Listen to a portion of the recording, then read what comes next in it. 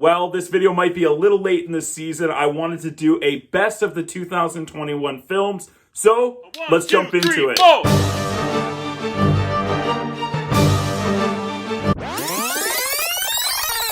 Hey everyone, welcome to Mr. T's Film Preach, and if you're a lover of films like I am, and you learn from films as much as I do, then you are in the right place. Click like down below and subscribe to my channel. Also, while you're down there, let me know what were your favorite films of 2021. And also you can check out my playlist for all of the films that I reviewed in 2021 right up there. First, I wanted to start out with the exact opposite of some of the worst films of 2021.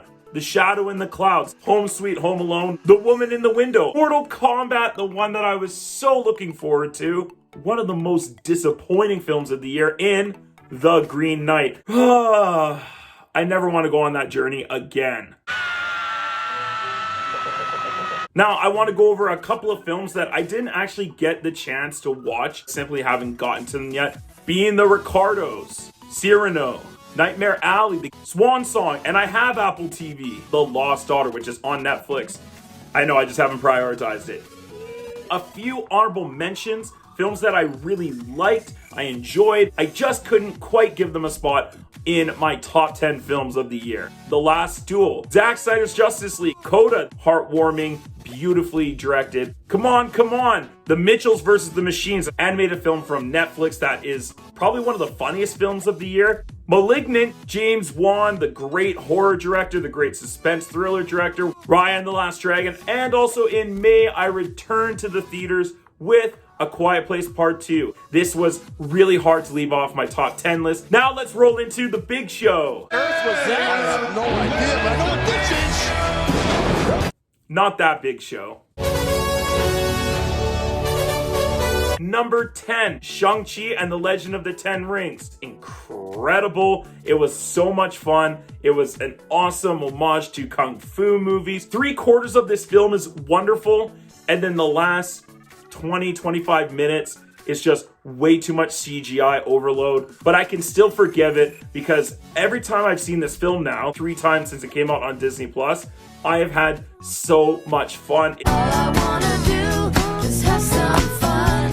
One of the most rewatchable Marvel films I've seen in a long time. It has got some of the best action, some of the best fight scenes that I've ever seen for a Marvel film. I support Simu Liu, my Canadian brother, mixing all these different genres to create a really interesting, well-acted, really fun, one of the best villains in the MCU, wonderful martial arts film. Number 9 goes to a movie that surprised the hell out of me called Red Rocket. This is a movie written, produced, directed by Sean Baker, who directed some other great indie films like Tangerine, The Florida Project, hilarious, dark, comedic look at a man who is back in his hometown where he grew up. He feels like a loser from the porn industry. Unlikable character at the center of it, but one that's charming. Even if he's despicable and deplorable at times, he is so charming and funny, and you get wrapped up in his life, his story. Hilariously crafted film. My favorite Sean Baker film that I've seen to this day. The number 8 spot goes to Edgar Wright's Last Night in Soho.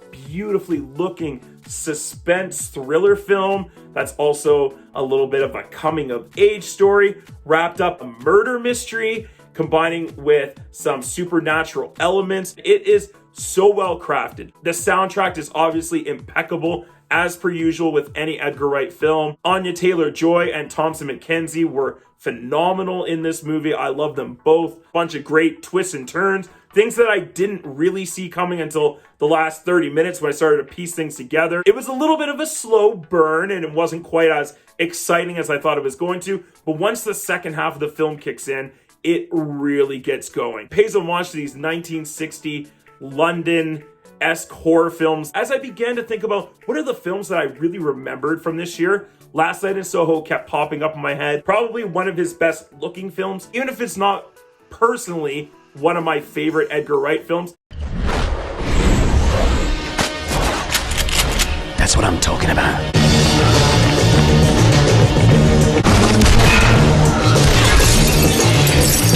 My number 7 has to go to SpiderMan No Way Home.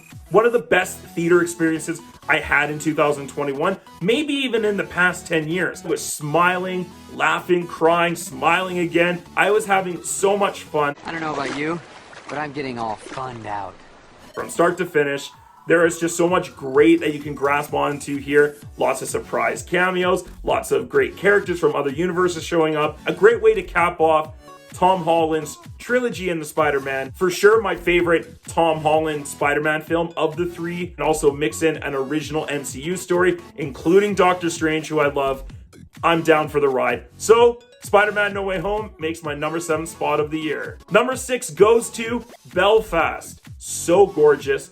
I love the story. I'm not a black and white film lover personally, but the way that Kenneth shot this film, unfolded the story with Buddy as our protagonist, the little boy, and also the fact that it's based off of Kenneth's life growing up in Belfast, his experience during this uncivil unrest time. You can definitely tell it's his most personal project he's ever done, and I think it's one of his best. Belfast was one of the feel-good films of the year, one of the movies that uplifted me. The performances were wonderful, the soundtrack was amazing. I loved how this movie made me feel, and it also has a lot to say on its mind, while also still being a film about family. My number 5 spot goes to Judas and the Last Messiah. Shaka King did an amazing job with this biopic based on Fred Hampton's life, and I loved this movie. This movie felt so original. It felt like an interesting biopic that's also partly an action film, partly a romance, partly a suspense detective cat and mouse story. I loved what they did with this film, and the fact that it got made in the way that it did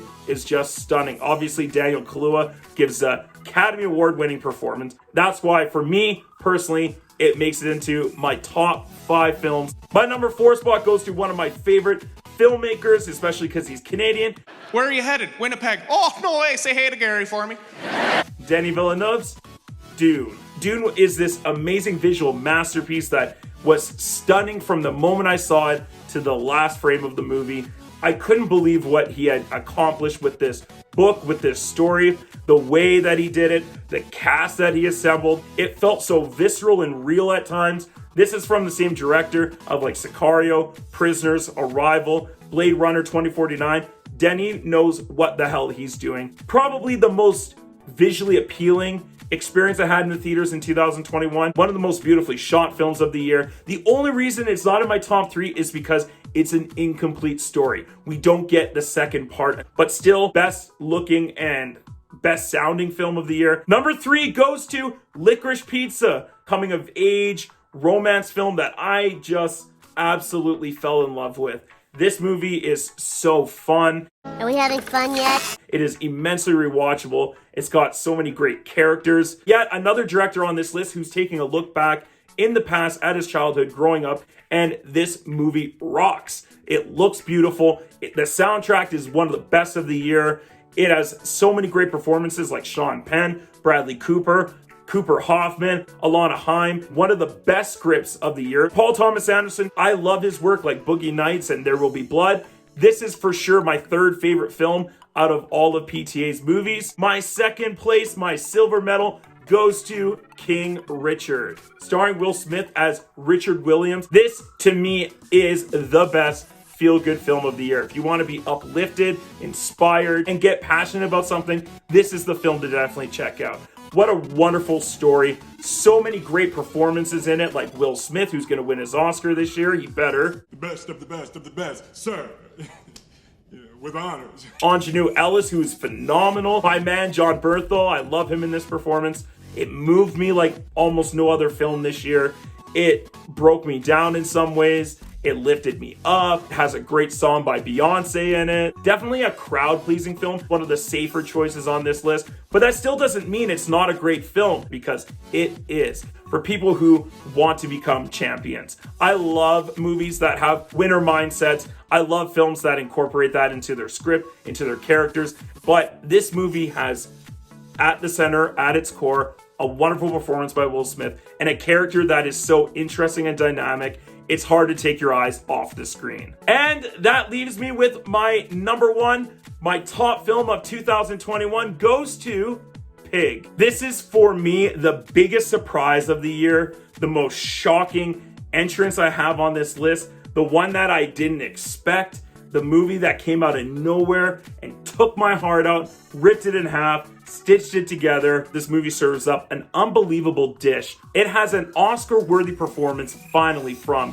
Nicolas Cage, who should be nominated, who should be recognized for his work in this film. Most of Nick Cage's performances are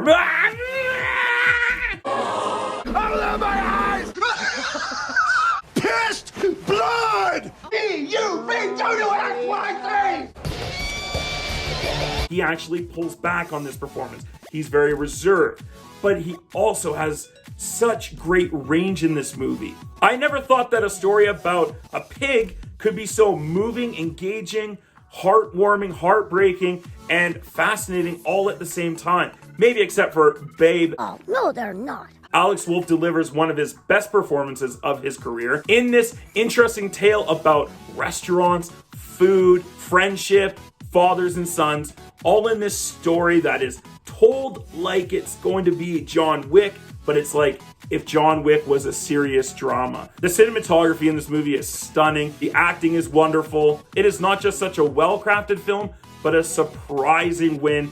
And I cannot believe that this movie actually became my favorite film of 2021, but here we are. Ta-da! So what did you guys think of my list? Let me know with your thoughts and comments down below. I would also love for you to tell me your list. What are your top 10 films of 2021? And while you're down there, click like and subscribe for more content. Check out some of my other videos like Licorice Pizza, King Richard, and SpiderMan No Way Home. Thank you so much for checking out Mr. Teach Film Preach today. I hope you guys had a great time. Stay healthy out there, everyone. Stay focused, stay awesome, and as always, let's get taught.